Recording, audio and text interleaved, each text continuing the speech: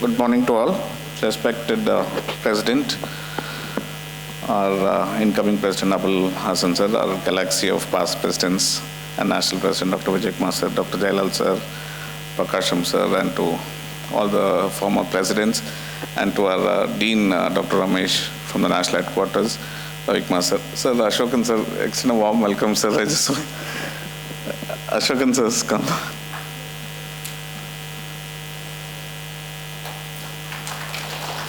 We're very proud to have you with us, sir.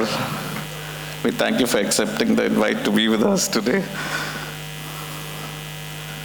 Extensive knowledge from him because he's also served as the National HSG. We had a very long conversation last time from the National President Secretary's seminar. After that, we traveled together and we discussed so much in the national level. I learned so much from him during that, I think, 4 to 5 hours that I spent with him exclusively.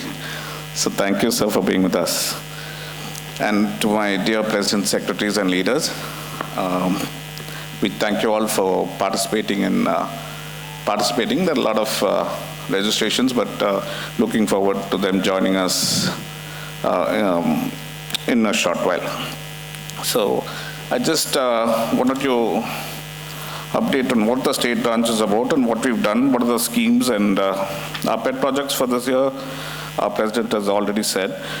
We have 165 branches, the details of which are given in the leadership manual, but like Ashokan sir will be releasing that manual today. You would have got it in your kit. And there are 39,814 members as of Jan 31st. So that's close to 40,000. Hopefully we'll reach that number within maybe a month or two. So looking forward to that. And this leadership manual is very comprehensive. It's got a very detailed, all the acts that govern us. So the HPA Act, the CA Act, what police should be following in case of any emergency.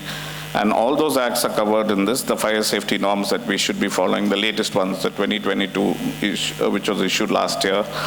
And so all those acts, please go through all those acts and circulate it amongst your branch members so that all of them will be sensitized so they don't need to panic.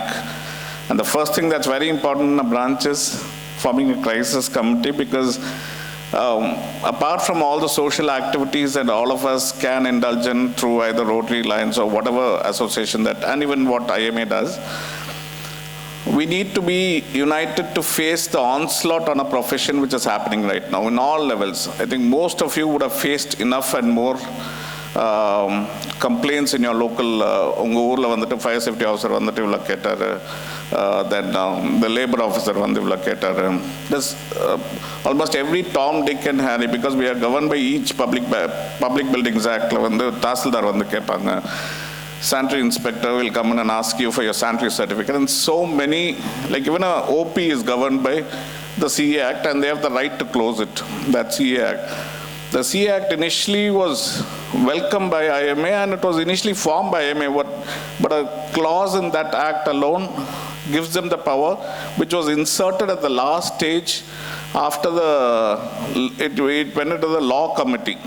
The legal committee of Tamil Nadu state inserted that clause to have that final hold so they can close the institution when it's mandated or when they want to. They have that power alone, and so that's a very dangerous act, but we've already represented to the health minister concerning that act, and they've they've not replied to us, but we are continuously pressurizing them to change that particular clause in that act. Yeah. So that was one of the main clauses. I'd like to update on each of the things that are behind the book. The second thing would be minimum wages. All of you know, all of you must have had a lot of inspections from various committees, and the NHP will be updating you on what exactly is happening right now. We had an act in 2018 which mandated that most of the the nursing homes or the OPs, clinics and all the people whom we employ, they have a act which says how much minimum wages we should be paying them, which is very huge actually compared to what we are normally paying right now. And so based on that, they started fining for 2 years, 3 years, 4 years, 5 years and all. From 2018 inception of the act, you'll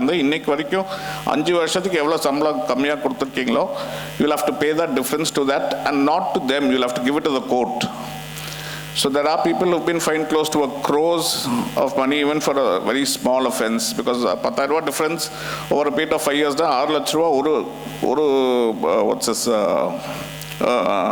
employee. So it's very huge.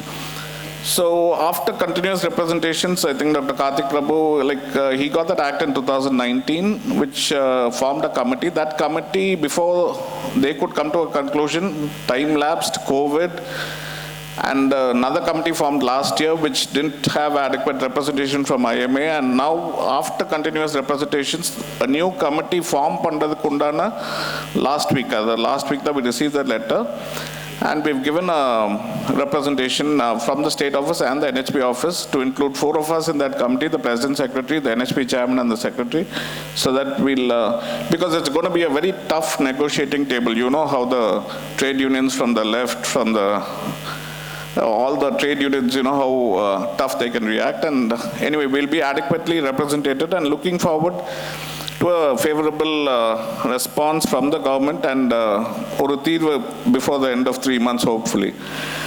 So that's concerning minimum wages. And so, yeah, I just wanted to update on the statutory provision for the branches also.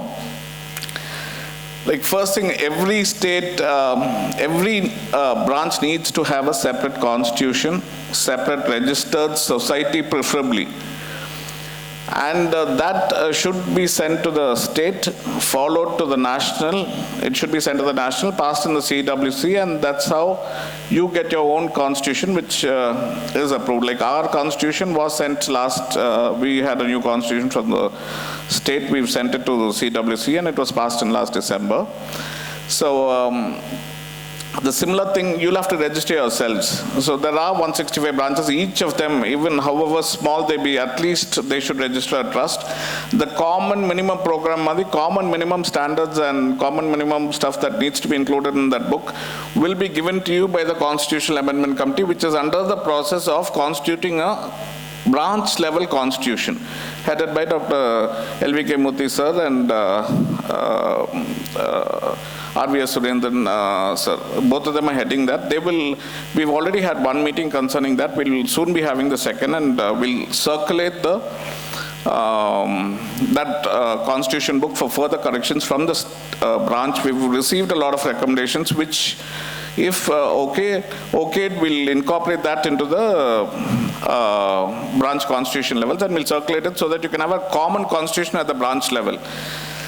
Register it, get your PAN card, which is absolutely mandatory. Third thing is your GST number. The GST is very new to us, but the national level, national headquarters has received they've received a GST payable notice from 2017 January. So that's a very huge amount that they would have to pay if they have to pay, and they're going through all the legal ways and means to give representation from the national headquarters. But from the state side, we've yet to receive any notice, but I guess our incoming president will guide us on that, on how best to go forward. Because from February 1st, we've requested all the branches to pay along with the GST, and so we've received it. We should be paying the GST before the 5th of the next month, which is today. We should be paying. So the total number of what we had planned in the FSC, and we'll send the entire amount due to the national headquarters with the GST to the national headquarters, because they are giving us a membership. They give us our, branches recognition. Everything is given by the national headquarters. And we are just basically a post office in this aspect. So, Ashokans is saying no, actually. But anyway, we can discuss that today because it will be an apt forum, I think, for us to discuss. So that's what we had planned, but that's what our auditor suggested. Because if we start, we've not got a GST number, and if we start playing, suddenly we go get a GST number, apply for a GST number, they'll ask you what happened from 2017 January, how much do you have to pay? And that will go to, I don't know, it'll go to a very huge amount that we'll have to pay. So that's one gray area, which decisions have yet to be made, but we've started collecting the GST from the branches, and please do start sending according to that. Yeah, so first thing, register yourself, get a PAN card, and then followed by a GST. Submit your, like, I don't know how many branches are submitting the audited accounts. If you register a society and or a trust, you'll have to be submitting the audited accounts in your annual general body. That's what we do, and we request the branches also to do the same, because after every general body, the minutes of the general body along with the yearly, where the yearly audit accounts are submitted. Submit that, and along with that, please submit it in the society registration office in your district itself. So keep it continually renewed. We've had complaints against the state office by various people, and we could stand our way through this because we had done what needs to be done. In the sense, we had submitted the accounts, we had submitted the general body minutes along with the general body minutes, and we pay it's a very minimal amount, 1,000 rupees or something, but we need to submit both of this to the society registrar's office. We do it in the state, and we request you to start doing that in the branch level. Then, yeah, so most of the statutory provisions that are required for the branches is given in page number 114. And so you can go through that in detail and come back with any queries regarding that to the state office, and we'll get back to you. So when you should be conducting your general body meeting, and bank accounts, it should be signed by the president, finance secretary, and your branch secretary. All three of them need to sign it before submitting it to the society registration. Have a very good liaison with the local district collector, SP, the police department, the local authority. Try to maintain a very good relationship with all of them, because they are the ones who come and so before they do so, try to maintain a very good relationship with all of them. I had requested, actually, in a month and a half back, I had sent a letter to all the branch president secretaries. I think most of you would have got it, concerning what to do in the labor department. I had asked them to go give the GO and say a new committee is being formed, so don't come and harass us. Because once they come in, then the legal department also comes in, and you get a notice from the court. So before they do so, you go and give the request saying that don't come. A committee is being formed by the government, and after the committee comes to a conclusion, we'll start paying accordingly. We fully stand by the state branch in that. So you can tell them beforehand, before anything comes, including the biomedical waste and various, whatever issue may be it, you can go represent to them beforehand. And regarding any GOs that you would require, it's there in the book, and if you need anything in particular, you can always write to the state office, we'll send it to you. Concerning the CEA Act, if they're not convening, there's a representative of the IMA in every district CEA. I don't know how many of you are JDs or have attended the CEA meeting in your districts, which is actually very important, because that's the licensing authority for running a hospital. So if you're not taking part in any of that, we've given a new list actually last year also, but I don't know if it's yet to be circulated amongst the districts. But if you have any doubts concerning that, Ravikma sir is one of the main, and Prakash Ramsa, I think, one of the main architects of the current CEA Act. Jalal sir, all of them, they had done that, the spade work for the current CEA Act. It gives us a lot of teeth to bite also. In the sense, they can't do a lot of things, and the basic minimum requirements are very minimal as compared to any of the states. This is the best CEA Act in the nation. But the only thing that is going to bother us is that clause for them to close at will. So that clause we've objected to, and let's hope that also gets through. So yeah, so concerning various other the other schemes, IMA, CGP, the AMS, the paramedical, the women doctors wing, service doctors wing, the NHP, PPLS, FSS, all of them will be updating you on what is happening there and what needs to be done. and like paramedical and all. We had a president secretary's meeting, state president secretary's meeting in Delhi, and we had a lot of shared what each state was implementing in which region. So I had requested the Honorary Secretary General to share that so that it can be implemented vice versa, like our best can be implemented by some other state and their best can be implemented by our state. And soon I hope that we'll be able to initiate a lot more newer schemes. So once again, we're extending a warm welcome to the entire team. Nice to see such a big crowd, and thank you for this opportunity. Yes. Thank you, sir. We now move on to the inaugural function.